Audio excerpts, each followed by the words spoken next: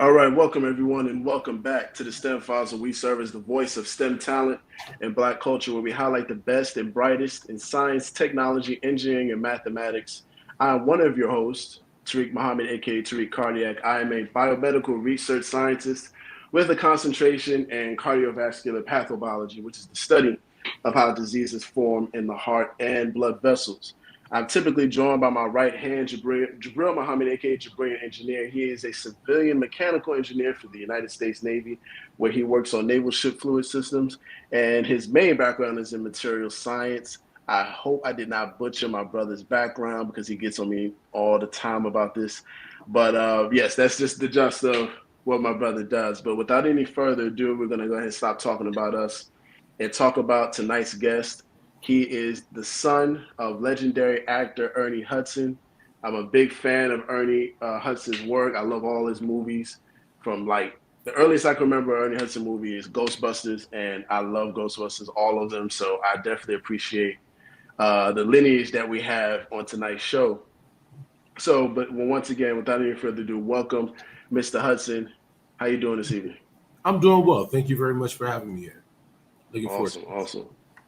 Thank you. Thank you so much for joining us. And for those who are watching, if you'd like to explore more of our content, get to know more about what we do, go ahead and visit us at the STEM Files on Instagram and Twitter and TikTok. You're gonna see Jabril dancing on TikTok in a few weeks, and the STEM Files on YouTube and Facebook. Tariq Cardiac and Jabril Engineer. Thank you all for tuning in. Yes, assalamu alaikum. Praise to Allah. Yes, got New Jersey in the house. Okay. All right, excellent. So once again, Mr. Hudson, can you give the audience a brief background of who you are, what you do, and how you got involved in exercise science? Sure. So my background is varied. I've been involved in a lot of different disciplines. I'm 56, so I've done a lot of living in there. Okay, OG. At some point towards my mid-30s, I had a martial arts background, always very physical. And at the time, I was about to get married and was looking for some kind of job I could do. Always worked out in the gym. And someone said, hey, you should get into personal training. I thought it was complicated. I knew you had to take a national exam, so I thought you did. And so it seemed like it was something that was difficult to do, but I said, I'll give it a shot. Started working in the gym, started studying for my first certification. And something began to happen for me during that period of time. Namely, I had always been good with science, but suddenly that was reaffirmed as I began to study basic anatomy, physiology, and that sort of thing. Got into personal training, started my own business with personal training, worked in a lot of gyms within New York City, started training other trainers, and eventually that led to what's known as learning and development or training and development. Over the years since that time, this was like, say, 2000s, 2010, since that time, I've actually transitioned fully into training and development and more leadership training. So it's been kind of a natural evolution, but the basis has always been my exercise science background, because the paradigms that I learned from the science continues to inform how I perceive pretty much everything at this point in time, because science is pretty consistent, especially when you're dealing with Western paradigms. For sure. Okay, I appreciate that. You said something very key. You said it was the science that really helped you understand what you were doing more. So can you talk about a little bit more about the science? So what is the actual name of the science that you studied or became proficient in, and what was it about that particular science that pulled you just on a scientific level? Like, what was it about that particular science? So I would say very specifically, in personal training today, what we consider personal training, what's become very popularized is what's known as human movement science. And human movement science is exactly that. It's looking at human movement, but through the metaphor of engineering. So you're looking at the body in terms of how it moves, some of the conversation when we talk about levers within the body and that sort of thing. It's a very mechanical language that was actually brought into being in the late 1800s. And it's gone through a lot of different changes, but now we know it as human movement science. And it's basically just applying engineering to the physical anatomy of the human body and understanding the effects of force on the body. and the common physiological responses that happen to the body. What got me interested in it was that despite all the things I've been involved in my life and been in leadership programs as a kid and always did great in school and all those wonderful things, there was nothing that I was involved in that made me say, I know I'm smart. I felt Wow. consistent. When I started studying the science, and because it came relatively easy to me, it just simply made sense. I understood how just how the body moved and understood joint actions and various different the degrees of motion, that sort of thing. It made a logical sense to me. And for the first time, and mind you, this was in my 30s, I legitimately said, hey, I now know that I'm smart. And it was evident with the people with whom I was interacting, comments that people were making, the things I was being asked to do, the rooms that I was able to get into to give information to and to consult people. And I never looked back from that point in time. Got you. So when I put this picture up here earlier, you said human movement science, and you said it's the study of force and different types of movements on the human body. Would it have been better if I put someone working out in the gym with weights or with machines or something like that? Not necessarily, and I'll tell you why. Mm-hmm. We, meaning the general public, has been indoctrinated to perceive that force on the body means a weight. But the reality is gravity is a force. So the picture of this woman working out right now, she's generating movement with her body. She's twisting. So there's an internal force that she's generating through muscular movement. There's gravity that's acting on her right now because she's trying to hold balance in a pretty narrow line. There's a lot of things that's happening both internally and externally. It all involves force. And there's a predictable physiological response because of that movement. So if you understand what she's doing, you can pretty much guess what the response is. So there's force in that as well, just not as obvious to the untrained eye. Mm-hmm. So with a movement like this, with a movement like what we see on the screen right now, what would be some of the physiological changes that are happening inside the body that we may not know is going on? Sure. So here's some basic concepts. The broader a base is, meaning when a person stands up, the further your feet are apart, within reason, shoulder width, a little bit larger than the shoulder width, you're pretty well balanced. The closer your feet come together, where they're both side by side, the more unbalanced or unstable you are. And certainly when you go from 2 foot to 1 foot, you're even more unbalanced. So right now, the way she's standing, her feet are kind of in a straight line, which means her body has to find its own balance because that's not a very stable position. We assume she's holding the position. She was able to hold it for a period of time. So then I have to ask myself, if she is potentially unbalanced, what's keeping the balance? There's a certain musculature called your internal core, abdominal core. It looks like based on how she's moving, that's active. So her midsection is active. She's rotated at the midsection, so there's an additional balance element involved. Her head is facing a particular direction, so there's force leaning in that particular direction. She has to counterbalance that internally.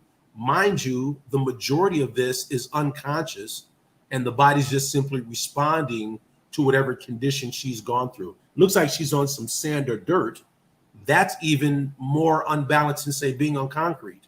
And so her basic neuromuscular system is being challenged by a lot of stimulus that she has to negotiate. Again, probably not even a conscious thing as it's happening. Wow. And I'm sure this is going through Jabril's mind too as he's watching this. When you're working out, you don't really think about the science of what it is that you're doing. So I wanted you to speak about really the importance of understanding what you're doing when you're working out, the education behind it, not doing something the wrong way and being able to get the best results out of a workout. Can you talk about that? Sure. So I'll throw this concept out. Jokingly, some people call it a bro science. You guys are working out in the gym and, hey, bro, do it like this, do it like that. So Again, we've all been indoctrinated largely because of the bodybuilding industry to perceive training and working out in a particular way. The reality is that is just one way of doing something. I'll never say that something is right or something is wrong. I'll always say, well, what is your goal? Based on the goal, there are probably a multitude of ways to accomplish that goal. So then what we need to consider is, what are the needs of the individual person, right? And that's where we begin to adapt and understand certain things. So I say the biggest thing when somebody's just trying to be healthy in general is to, one, come up with a goal that's specific to you, and then two, become aware of what your needs are. Because like anything you plan, it's important to know where you have to go and where you're starting from. Now that you know those two places, you determine how to bridge that gap and you lay out the steps to get there. That being said, I learned that consciously in fitness, but the reality is, whether it's business, whether it's interacting with my children, whether it's just trying to approach any particular challenge, that's become a paradigm to say, okay, what's the goal? Where have I begun? How do I bridge the gap? How do I record appropriately and make adjustments as I go along and continue to set new goals along the way? Awesome. I want to veer a little bit off of the topic of working out. I wanted to tell the audience how we're connected. My beautiful aunt has suggested that I reach out to you and bring you on the show. So I would love to know, for the listening audience, how do you know my aunt? What's the story behind that? Did you all meet through fitness? Like, did you meet through the working out? Like, what was the connection between you two? No, actually, we met in college, in undergrad, which was okay. Now it seems like a lifetime away. But yeah, many years ago, in the early 90s, we were both in undergrad. We happened to meet in college at that time. Had a friendship during that period of time. And actually, we've lost touch at different times, as long-term friends sometimes do. But we've been friends over almost 30 years now. Wow. Yeah. That's older than me. Yeah, that's what's up. Okay, cool. I'm glad she recommended you. She used to talk about you all the time when me and my sister were young, like Ernest. I was like, I want to meet Ernest, but I don't think we ever she used to show us pictures of you and how just great shape you were in and whatnot. And then she would show us who your father was. I was like, no way, that's his dad. And here we are, here you are on the show some 15, 20 years later. Right. And it's amazing. I'm so glad you're in science, so we get to talk more about that as well. Definitely. So here's a question from Jabril. He asked, what are some traditional or non-traditional career paths that a human movement scientist may pursue? So here's the challenge. Like a lot of degrees, once you get the degree, you studied, the reality is the industry you enter may or may not have an infrastructure to support your skill set. That's just kind of the reality. Right. For myself, the personal training industry presented itself immediately, because that's what everybody's familiar with. As I began to understand things more in the fitness industry, I wanted to, gradually, move up and make more money and that sort of thing. I realized that I can only make money as a personal trainer if I worked another hour. I was getting paid hourly for a client. So I either need to charge more dollars per hour or secure another client. Now, I was feeding my family. At this particular time, I have an adult son. He was already out the house. But I have two younger daughters who at that time were very young. I was married at the time. And so I fed my family with this, and I'm trying to find new ways to do this. And so the gym environment was very consistent because there's a lot of people in the gym. I wanted to go independent, but I quickly realized that when you go independent, you have to drive from house to house. You can't do as many clients. So you have to charge a lot more money, but everybody doesn't want to pay that money. Okay, how's this working? I kind of thought, maybe I can do fitness education classes. So I started teaching fitness education certification courses. So basically, National Academy of Sports Science, AFA, and other organizations would say, hey, can you teach our weekend certification class? So I set up a business doing that. And that was great because you can pack more people into a room. They would do that. And I started doing that. That was wonderful for a period of time. But again, I started saying, well, how can I do more? And gradually I began to realize that there was no real infrastructure for what I was doing or planning to do. At one point, I thought about going to med school, not because I wanted to practice internal medicine, but because I wanted to do what I was doing, working with people's bodies, using force on a person's body to make them healthier. But I wanted to have the credibility of a medical physician so that this way, should we have debate about whatever, I had the degrees in place and that sort of thing. To back it up, right. Yeah. It just so happened, though, while I was trying to figure this pathway out, I had to create my own lane, got into training and development because I started writing curriculum more. I figured if I could write curriculum, I could get hired someplace. Started pulling together consulting paradigms, started working with companies. I started realizing that what I was learning in fitness was great metaphors for other things.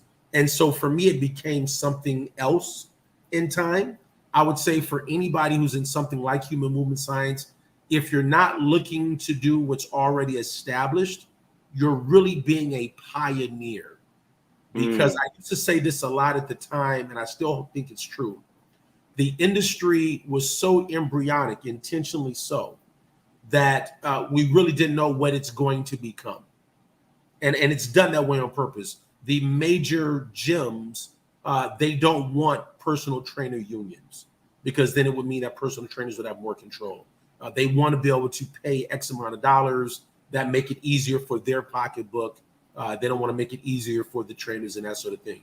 Now, some people who are very adventurous, they may want to go out and do their own personal training business and charge $500 an hour, work with actors or some such thing. That wasn't a desire of mine. I really didn't want to do that.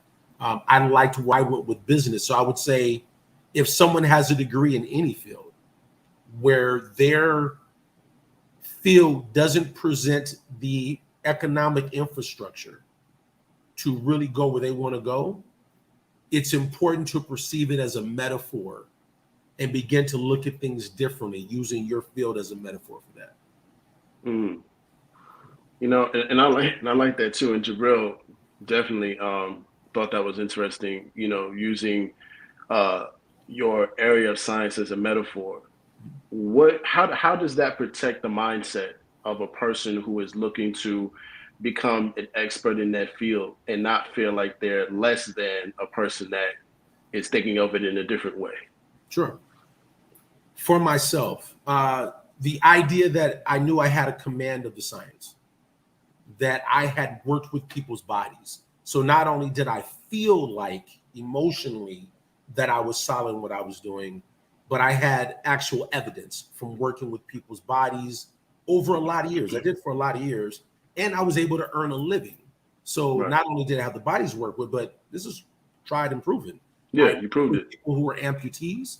I worked, most of my clients were people over 60 years of age. They had spinal fusion, shoulder issues, etc. I was able to help them lead a higher quality of life. So for me, from a peace of mind, I was incredibly comfortable with who and what I was, with what I was doing. I knew my mind was sharp. I knew my skill set. I knew that many people that I dealt with, white, black, or otherwise, simply did not have a command in the manner that I did. And so that became the foundation from which I began to work. So when I say I started using it as a metaphor, it was very comfortable for me because I was already solid. And I'll give you a concrete example. For a period of time, I worked for CityMD. CityMD is a large urgent care here in New York. At the time, they were just starting out. They only had about 15 to 20 facilities. I stayed with them until they had about 70 some odd facilities in New York. I was their director of learning and development. I created their CityMD Academy. One of the conversations I had with one of the founding partners, who was a physician, we were discussing how to approach some of the challenges in the organization. And I said, well, just from a scientific standpoint, structure determines function. If you understand the structure of a thing, that determines how it functions. If there's ever dysfunction that's presented, then you simply look back to its original function, re-examine the structure, and give correction. He said to me at that time, I don't understand what you mean. This is a man who's noted for his medical theories. He didn't understand what I was saying. Took him about 4 or 5 months. He came back and said, when you said that to me, I didn't really get what you were saying, but now that makes a lot of sense. It hit me square that here is a man who's supposed to have his degrees and well-educated. Right. I shared some basic information with him, or what I perceived to be basic. And for him, it was profound. And it was further evidence that while we, and when I say we, largely meaning Black men of color, but really could be expanded beyond that. I'm just looking at it from my perspective. We have been told certain things about what we need to do to prepare ourselves and that sort of thing. And my reality was quickly becoming that the people who I had been told had access to information and understood things a certain way, they really didn't. And they weren't any sharper, and they didn't know it any better. And in fact, I was light years ahead of where I needed to be. I was really over-prepared and overtrained. I just didn't understand that when I was going through my ranks. Wow. That reminds me of a movie that one of my favorite movies is called Something the Lord Made. And it's a movie starring Mos Def, and he's playing a renowned doctor, honorary doctor.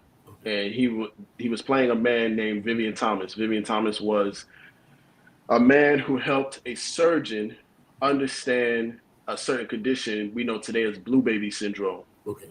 And blue baby syndrome, also known as, is characterized by a condition called tetralogy of Fallot, which is a congenital heart defect where 4 structural abnormalities are going on in the heart at the same time. Okay. And in this story, Dr. Thomas was a janitor. He had no prior medical school education. He was a carpenter. He did different things like that. And he had never stepped foot in a medical school, but yet he was able to help a world-renowned surgeon develop a surgical technique to save the lives of many. Yeah. And this is, like I said, no medical school training. So to have someone who doesn't have as much knowledge as you come and help you or give you more insight on something is profound. Sure. And I just wanted to, say big ups to you and knowing who you are, knowing how strong you are in your field, to really not only set a whole new tone for your area of expertise, but to show others who are leaps and bounds ahead in their qualifications, to show them that there's so many more possibilities out there. So I wanted to thank you for that. Yeah. And but yeah, so family, if you're watching the STEM Files, once again, you can find us on our social media at the STEM Files on Instagram and Twitter, and the STEM Files on Facebook and YouTube. I got one more question from Jabril before we go to our small break.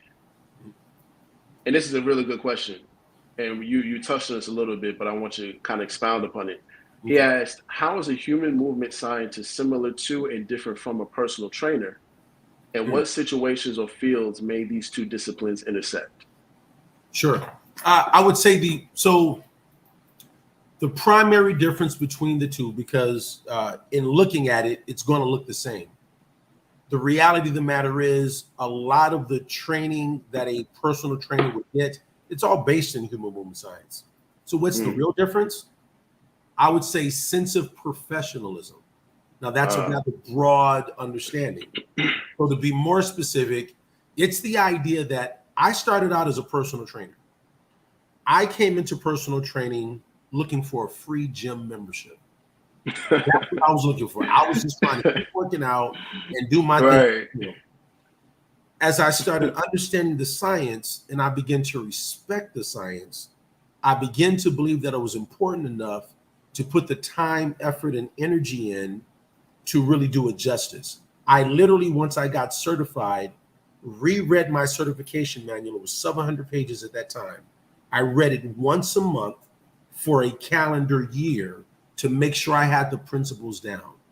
I continued studying. I continued going to lectures and seminars, and I made it my thing. This is what I do. I talked it. I hung out with people who talked it. I traveled. I studied. I dedicated myself to doing it. At that juncture, that you begin to live this thing, that's where you move away from being a personal trainer. Most personal trainers are they're just trying to make a few bucks and do something in the gym and get the free membership. But the moment you say, I want to become a professional, I really want to employ these principles, and I want to do it for the purpose of improving the quality of life of the people with whom I'm working with. That's when you're a human movement science. Wow. Jabril, text me or drop a fist in the comment section, bro, if that answered your question. And that's a good question too, because professionalism is, very important when it comes to relaying the type of work that you're in. Because let me clarify that. So an architect and a surgeon both have a level of professionalism, right? Mm-hmm. But the type of work that they do is part of the professionalism. You're not going to see a nurse overstep and do the job of a nurse practitioner. Mm-hmm. They're both in nursing, but the levels of their responsibilities is different. So you're not going to see there are only certain things that they will intersect on. But you have to remember that one has a little bit more responsibility and more control over a patient's care than another person does. Sure. Than the other one. So that what you can do is all wrapped up in that professionalism. So can I add on to what you just said? Yeah, for sure. So let's take it a step further. The challenge with personal training is there's not a lot of legal regulation of that industry. It's kind of like martial arts. Anybody can wear a black belt and call themselves a black belt instructor. Right. So the reality is there are certain things that legally a personal trainer can and cannot do. And it's not necessarily enhanced because you're a human movement scientist with a master's degree. However, it does mean that the restrictions you place upon yourself. So, for example, when I worked with amputees, I partnered with several organizations that specialize in creating prosthesis for amputees. We shared information professionally. Whenever I would do intake, I would follow a medical model so that I would do objective and subjective assessments to collect the information for which to design the programs. I partnered with cardiologists and physiologists and whomever that my clients may have been seeing as their primary care or specialist, gave them the exercise prescription. I call it a prescription, not a training program, and said, hey, here are the variables that I'm manipulating. Does this make sense? Does this work? And they were, hey, this looks good.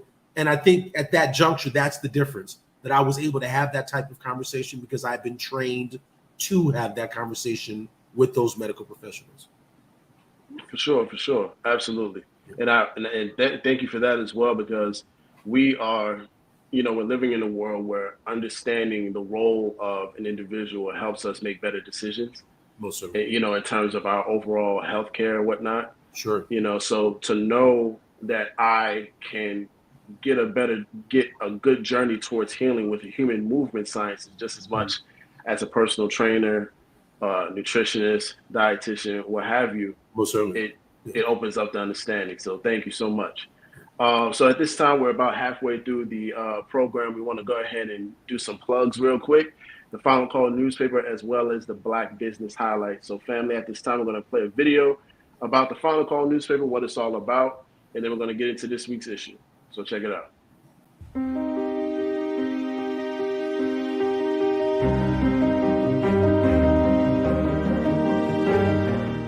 Now you can get the same uncompromising truth you've come to expect from the Final Call newspaper on all your connected devices. Subscribe to the Final Call Digital Edition today. Go to subscribe.finalcalldigital.com.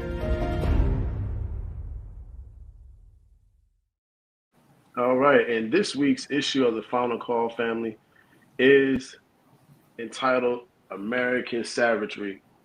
This particular issue of the Final Call newspaper is about mass shootings, police killings, the loss of rights, widespread violence, and the continued unraveling of a great nation. So, family, it's no secret what's going on in the world right now. We've been seeing mass shooting after mass shooting after mass shooting, and it's becoming almost like a pandemic or epidemic in itself. I don't think I've ever seen this many mass shootings at one time within 2 months. So it's been very it's been a strange sight to see, especially the one that took place on July 4th in Chicago. That was a very saddening thing to learn about. As a matter of fact, here in Richmond, Virginia, there was a mass shooting attempt that was stopped by the Richmond police on the same day. So we would have been neck and neck with Chicago had that incident not been thwarted in some kind of way. But family, if you are in the Philadelphia area where Jabril is, or if you're in the Richmond, Virginia area where I am, definitely pick up a copy of the Final Call newspaper.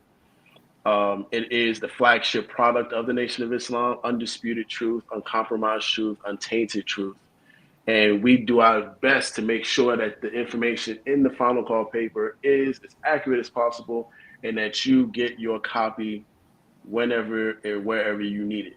So definitely, family, tap into finalcalldigital.com.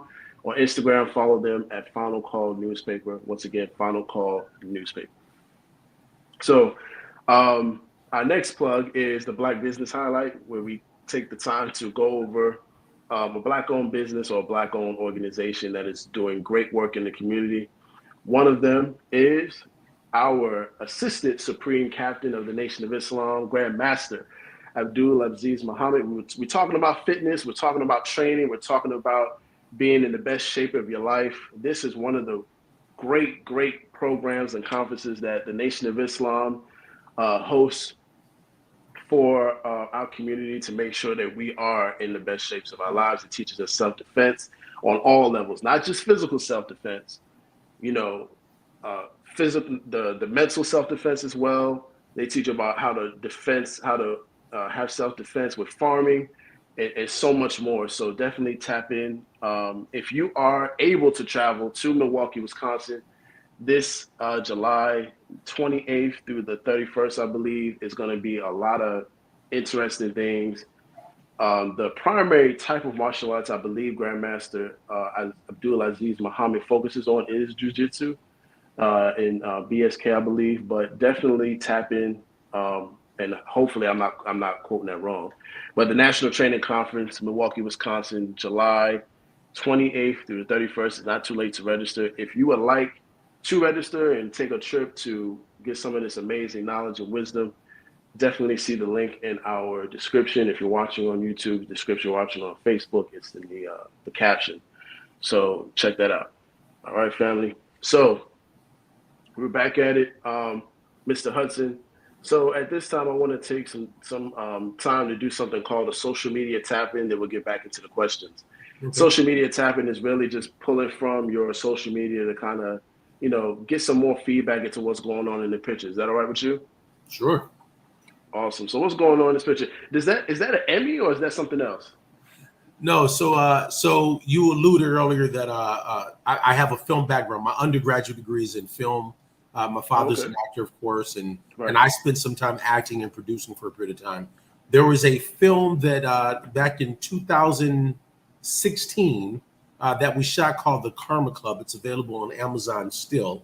And so I was an associate producer on that, did some acting in it, actually quite proud of the work. And so as you see by the date here in 2017, there was a film festival in Virginia. And so we went down and we won several awards. It was the Nova Fest. We won some awards. So that's actually an award from the Nova Festival. But because we won a number of them, they were like, hey, Ernie, go down and accept the award as one of the producers. So I was more than happy to go do that. Awesome. But it looks like an Emmy, so I posted it. Great. So when, in acting, in the world of production and filmmaking, do you often to get a chance to incorporate human movement science into what you do in filmmaking, or does it is it really just two separate things? So in terms of the literal science of it, it's two separate things. But I do believe that there is a narrative that runs consistent.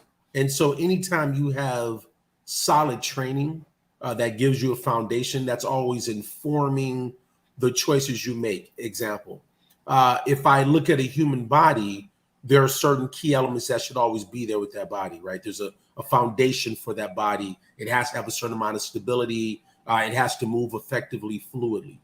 When I look at film, I'm telling this story, but what's the foundation of the story?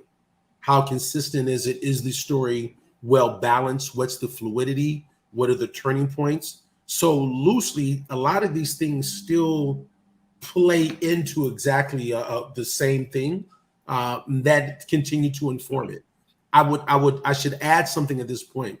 One of the biggest things that influences me today, I'm from the hip hop generation. We created hip hop, right? So I grew up breakdancing. I was a b-boy.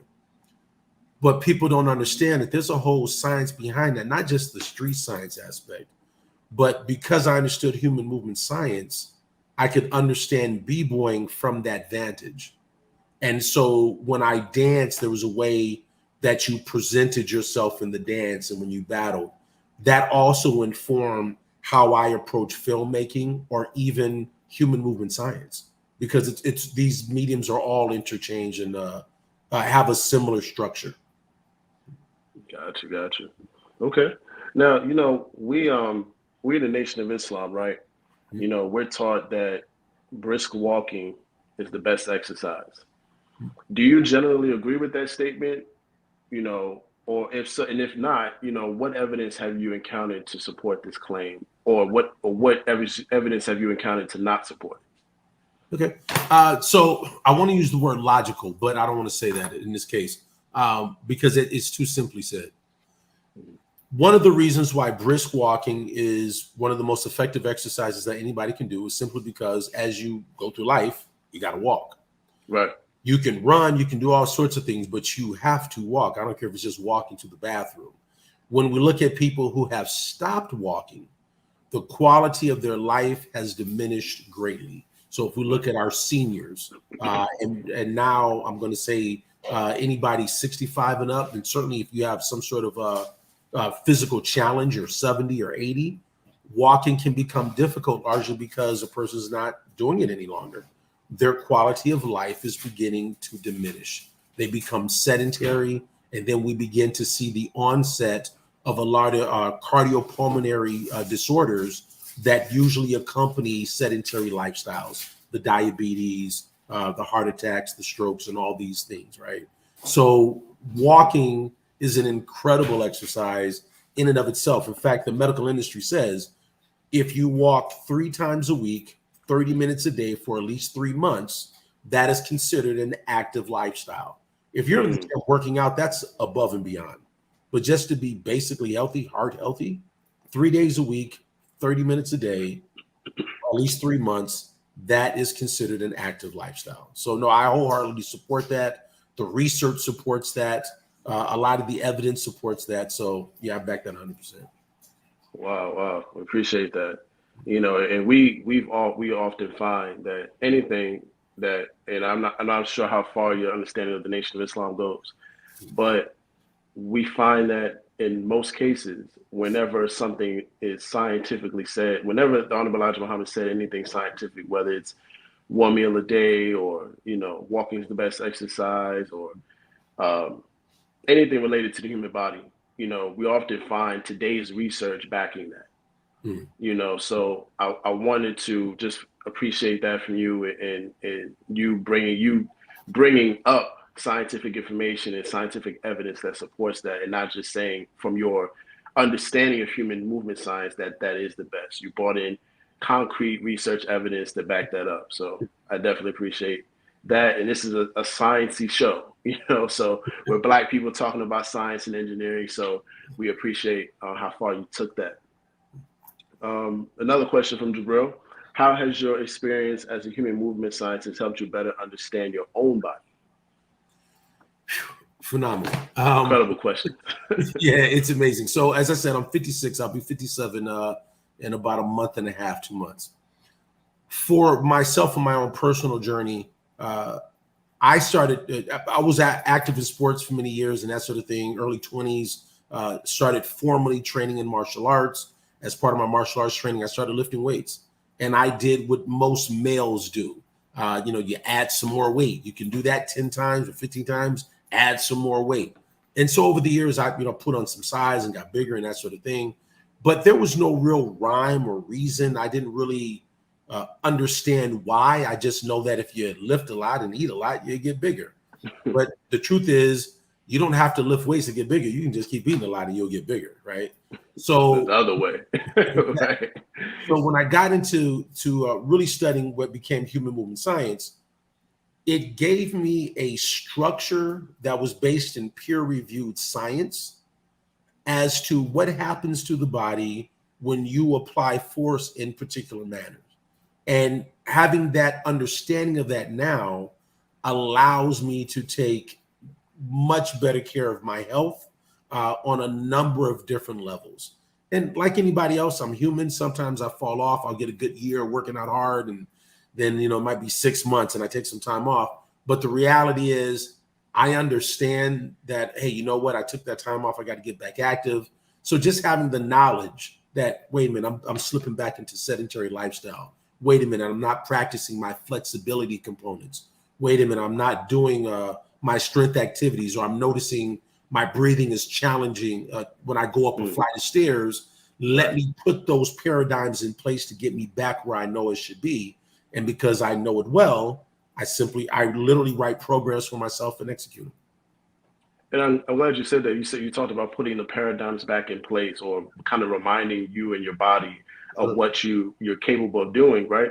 Mm-hmm. So as men get older, and this is for our older gentlemen who are watching the program, as men are getting older and they want to keep their vitality, especially when it comes to the physical side of things, mm-hmm.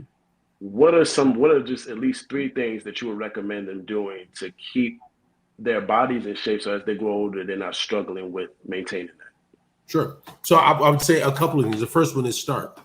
I don't care how old you are, where you are, start. So if you ain't doing it, start. Right. The next thing I'm going to say is consistency. So where discipline falls off, consistency will move you through. So it doesn't matter if you're only doing a little bit of something. I don't care if you did 5 push-ups a day, but if you kept doing those 5 push-ups a day over time, you're still doing those 5 push-ups a day. So the consistency becomes paramount. The next thing is to challenge oneself. Whenever you add a new stimulus to the body begins to adapt to that new thing and grow. It's like coming in contact with new information. Your mind grows from the new stimulus. So when it comes to physicality, you have to challenge yourself. Now, those are the conceptual components. Make sure you start something, stay consistent with it, and challenge yourself. From a physical standpoint, I would say make sure that you are at the very least walking on a regular basis, that you're practicing flexibility so that you have the ability to move. As people tend to age and become more sedentary means you're not moving. So we notice that seniors tend not to sit on the floor because they have a harder time getting back up. Right. They're not using their legs to overcome force, lifting their bodies back up. Start doing it. Get on the floor and get back up. Right. Start doing those things. Keep that flexibility in place so that you can sit down without it being uncomfortable or hurting or some such thing. And then I'll say the third thing is just become active doing things. It doesn't have to be in the gym working out, but go places, do something. I have a theory because I haven't tested out with science yet. But my theory is this: sometimes you're walking down the street and you might feel like skipping all of a sudden, or you might feel like doing something, whatever. I started realizing that's my body saying I need to do something. But we train ourselves to begin to ignore that. And as we age, that voice quiets down and we don't hear it anymore. Listen to the voice. If you suddenly feel like dancing, dance, move, do something. Our body is mostly water. Stagnant water does not promote life. No, promotes moving. Breeding grounds, right, for disease. Right. Continue moving. So That's right. That's right. Wow. Thank you so much for that. And that's what I was just talking to somebody about, drinking water and staying hydrated, because water is literally the foundation of life, especially moving water that's constantly flowing. When your heart stops pumping, you die. It's fatal. yeah. Yes. So if that blood is not constantly pumping throughout the body, then the things that rely on that blood start to break down and wither away. So Most things got to stay in constant motion. Look at the Earth. What if the Earth was to stop rotating? exactly. Yep. All life on Earth would perish. Yep. So we got to look at motion as a promotion of life. Yep. For sure, for sure. All right. So here's another question from Jabril. How have you used exercise science to formulate a well-rounded personal and/or communal defense against the COVID-19 pandemic? So I'll say, so when we say human movement science, it's not so much, the idea of putting force on the body as we've been talking about it, but certainly my understanding of physiology and simply understanding being healthy and that sort of thing. So there's a couple of things when we talk about, this kind of COVID age over the last couple of years. There is the physical aspect that occurs from not being able to get out as much, being less physically active. So suddenly I started saying, hey, look, I got to get out the house. I got to move. I got to start working out.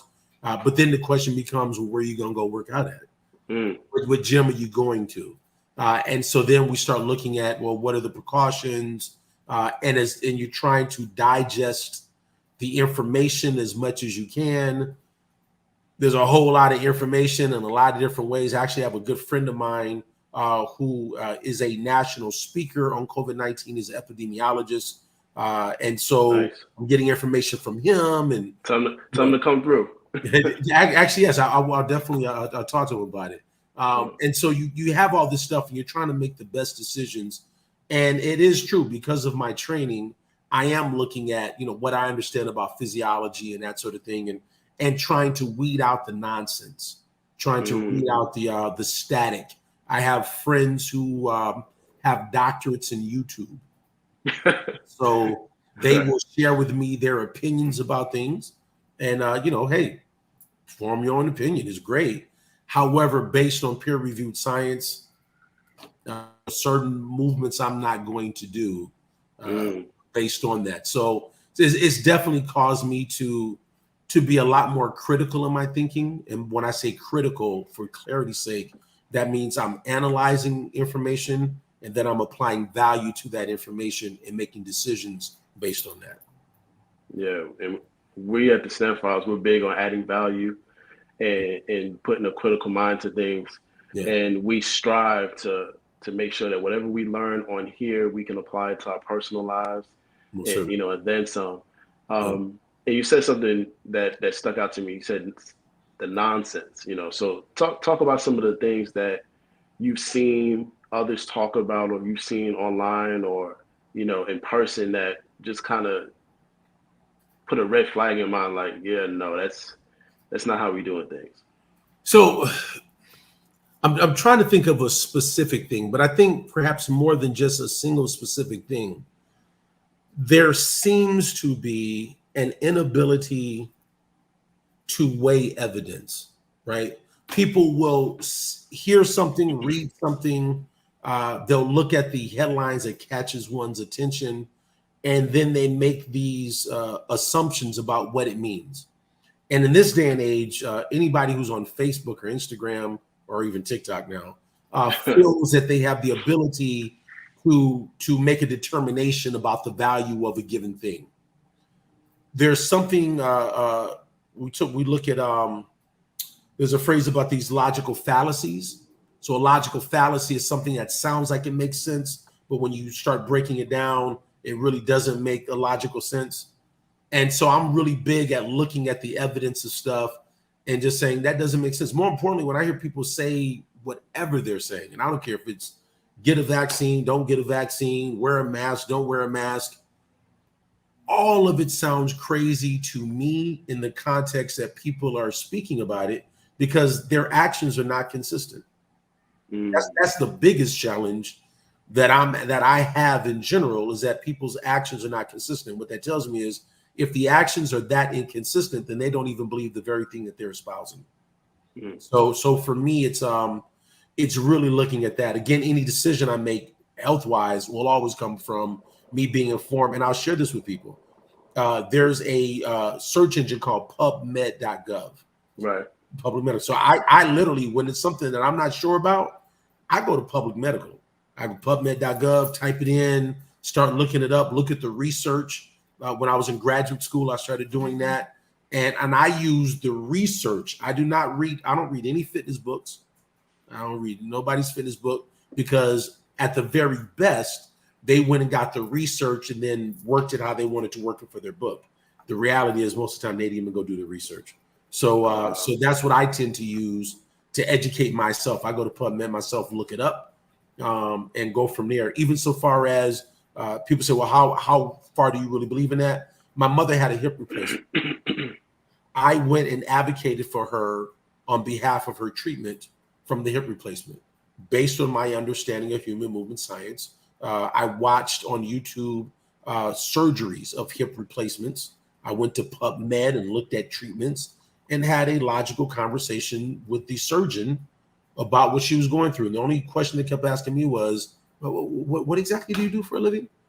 Simply because I had taken the time to educate myself using sound medical information. I think anybody can do that. I just think most don't. So I know that's a lot in there, but that's that's fine. Like I said, this is a sciencey show, and PubMed is something that a lot of scientists use to gather information for, whether it's a peer review article or a manuscript or something like that.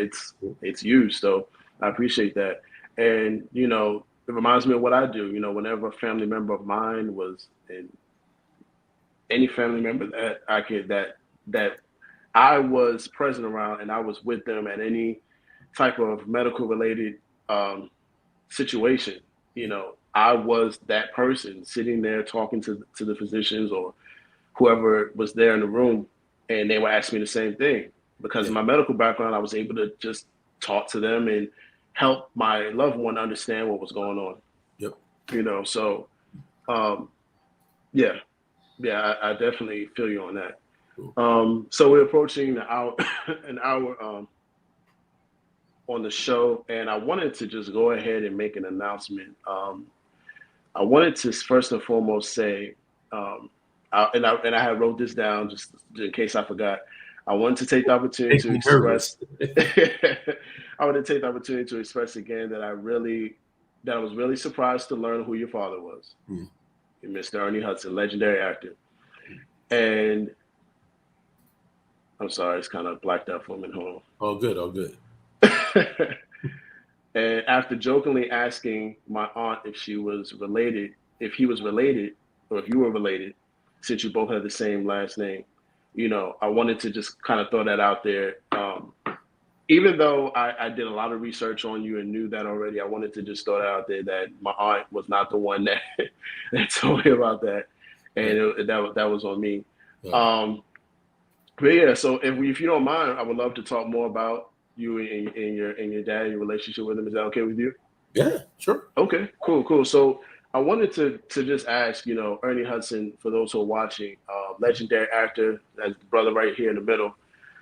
He's very, I wouldn't say icon of my childhood. I ain't gonna say all that, but his movies have definitely painted pictures on the walls of my childhood, so to speak. And I love, like I said in the beginning, I love all his movies. My wife was tripping out when I told her who your father was. She was like, "There's no way that's his dad." I was like, "Yes, this is him," because she's a huge fan of the Miss Congeniality movies. And I was like, "This is the FBI chief from those movies." She was like, "Stop lying." I was like, "Yes, this is him." But talk about your relationship with your father. How has he seen your work in human movement science impact? Has it impacted his life? Like how has he seen it, help develop you as a human being? Sure. So with my father, it's so let me say this. I am extremely blessed to have the father that I have, not because of his material success or professional success, but largely because as a Black man, he has always been consistent. He Right, told right. me at a very early age, I will tell you who I am, so you never have to ask the world who I am. And so while I'm the oldest of three brothers, there's four of us total. I'm the oldest. So I never had a big brother. My father's only 20 years older than me, just barely 20 years older than me.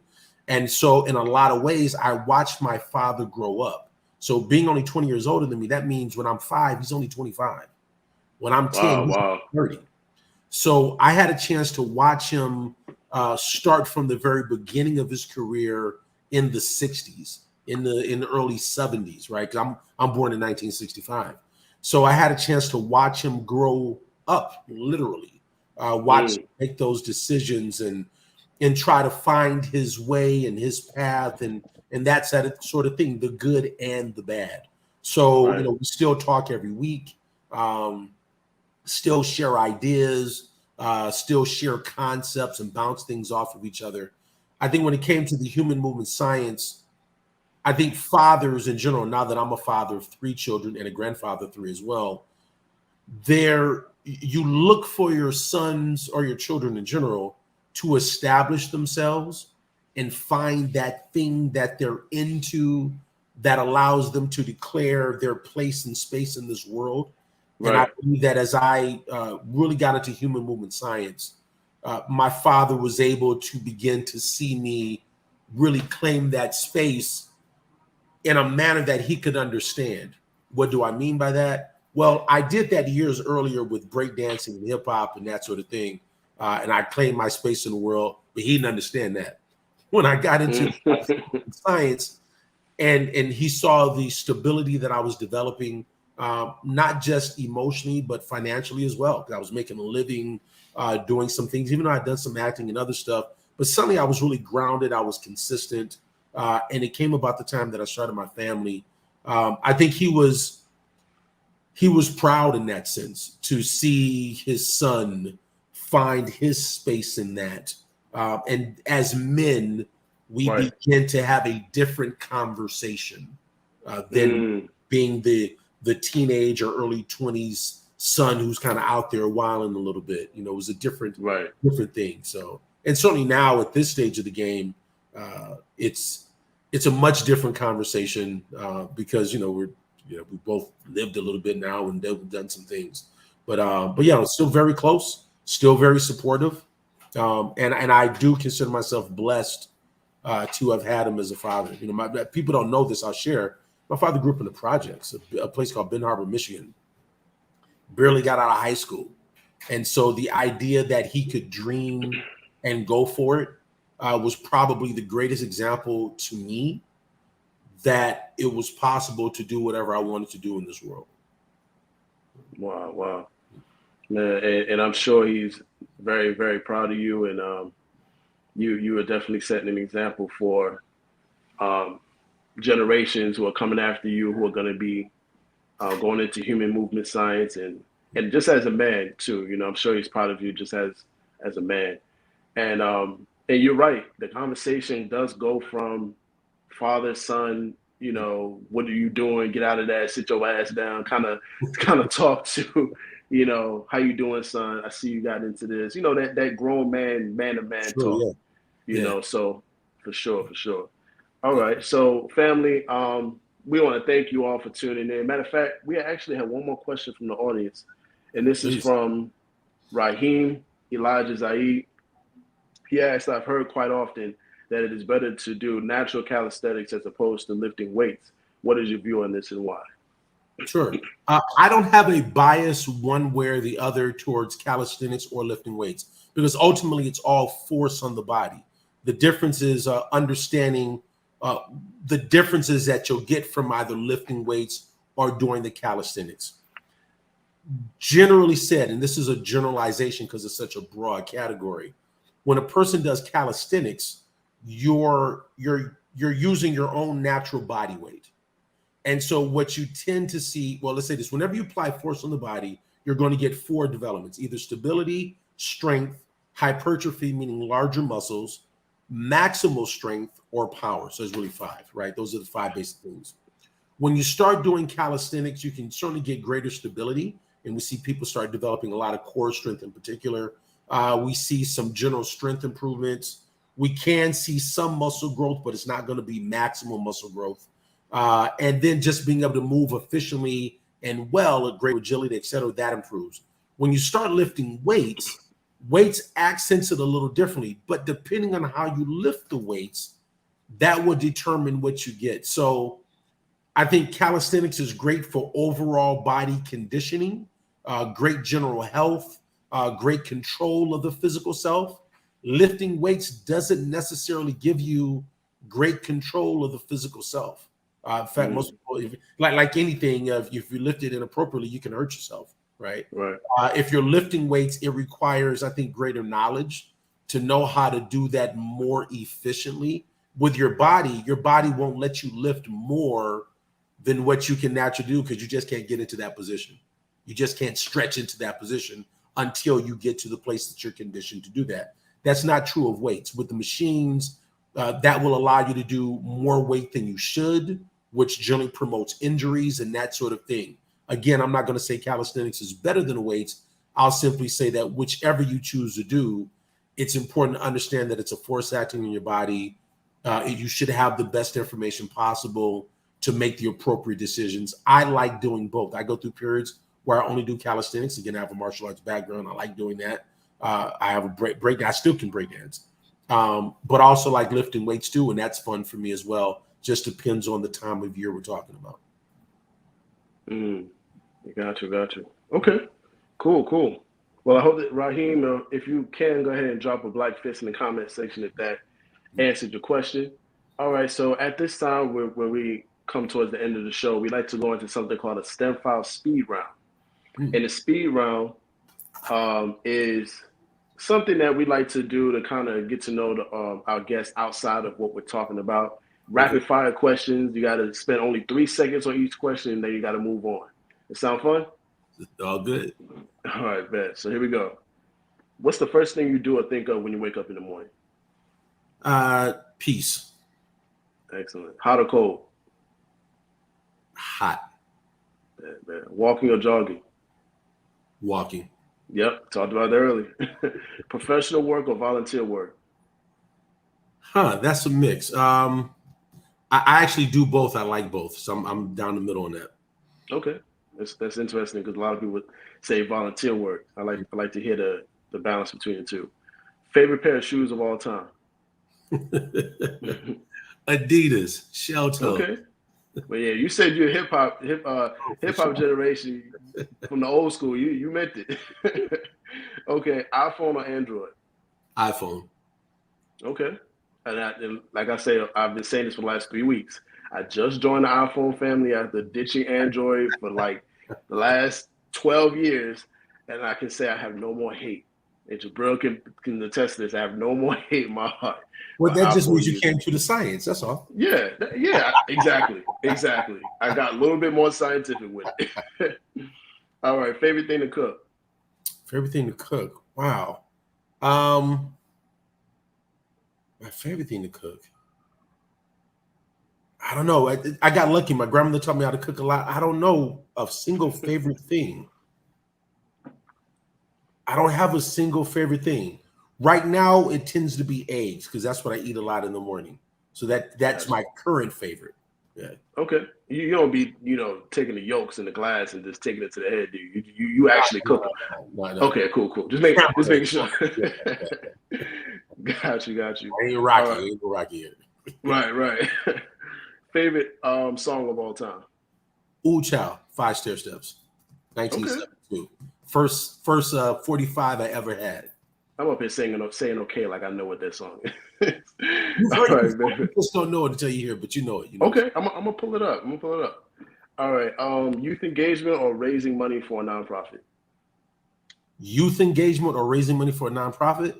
Mm-hmm. I got to go with youth engagement because I raise money for a nonprofit to help youth. So that's the purpose. Yeah. Ties in. All right. The worst job you've ever had. The worst job I ever had.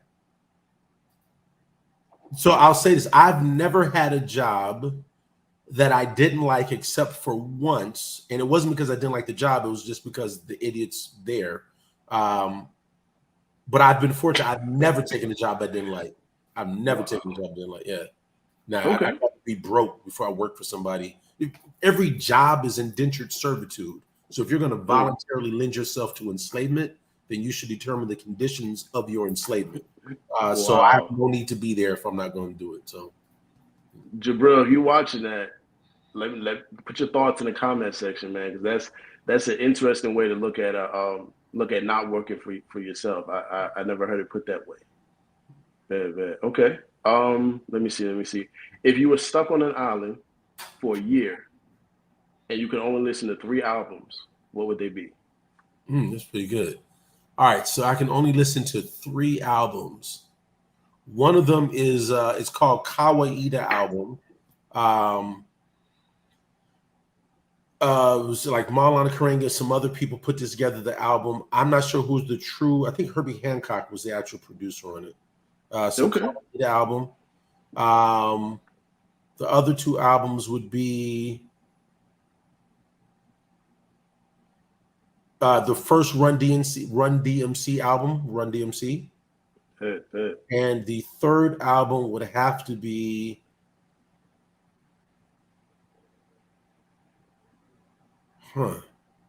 that's a tough one. No, you know what? It had to be Stevie Wonder, Songs in the Key of Life. Wow, you got exquisite taste. Very, very good taste. That's what's up. All right. So if you could meet any scientist from the past, who would it be and why? Wow. That's a good one. Any scientist from the past, who would it be and why? So I'm going to say Copernicus because he's my favorite Western science. I say this with a caveat, though. I'm trying to learn more indigenous African scientists, specifically from the continent. And I realize at some point I simply don't know enough. With that being said, I believe Cheikh Anta Diop would probably be someone who's worth sitting down and really talking to. So I'd be split with that. Got you. Here's a good scientist that came to mind from Africa. Have you ever heard of Hamilton Naki? No. So Hamilton Naki, well, he just like Vivian Thomas, he was someone who didn't have any medical training or background. He helped Christian Bernard with the first heart transplant. Oh, nice. Okay. Yeah, so he's a very unsung hand in that, and I think he's a good person to look into or read up on. So definitely. I'm going to ask that you send his name to my text. For sure, we'll do. So yeah, definitely. All right, so let's see. If I wasn't Earnest Hudson Jr., what would I be? If I wasn't Ernest Hudson Jr., what would I be? Meaning what, profession or something? I mean, well, I'm sorry. I meant to put profession. So if you weren't a human movement scientist, let me put it that way. If you weren't involved in that particular area of science, what would you be doing in STEM? Or general? No, you know what? Okay, so I'm going to make a distinction. What I would be doing is spending more time building my community, both at home and abroad. So I'm actually connected to a community in Ghana and Nigeria, but also I got my community here in America, right? So working exclusively with building those communities up in a number of different ways, I would be doing that. I'm currently doing that, but I would be doing that solely. That's what I would be doing. But having said that, I wouldn't change anything. I can't imagine not doing what I'm doing or doing the path that I went through. I wouldn't change nothing. So what would you do if you weren't you? Nah, that ain't happening. Can't imagine that. Right. Right. I'm good. Okay. Now this question is not something we normally ask in the speed round, but it's from my lovely wife, so I'm going to go ahead and ask it. Okay. What is your favorite fruit? My favorite fruit. My favorite fruit, probably watermelon. Is my favorite fruit. The reason being is when I went through, I'm a prostate cancer survivor. Also had pancreatitis, and in both cases, the only food that I just felt that I could eat and was palatable was that, and I just kind of existed on that for God knows however long during my healing period of time. So I have a kind of special affinity for watermelon because of that. So. Wow. And if we have and I'm sure we plan on having you back on for a second time, and I would love to talk about that coming through that and how your area of STEM human movement science got you through that particular part of your life. Certainly. For sure. All right. So the last question is, here's where I got it mixed up. My name is Ernie Hudson Jr. and I am.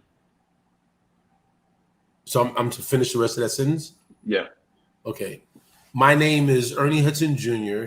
and I am extremely thankful for being allowed this platform to share information.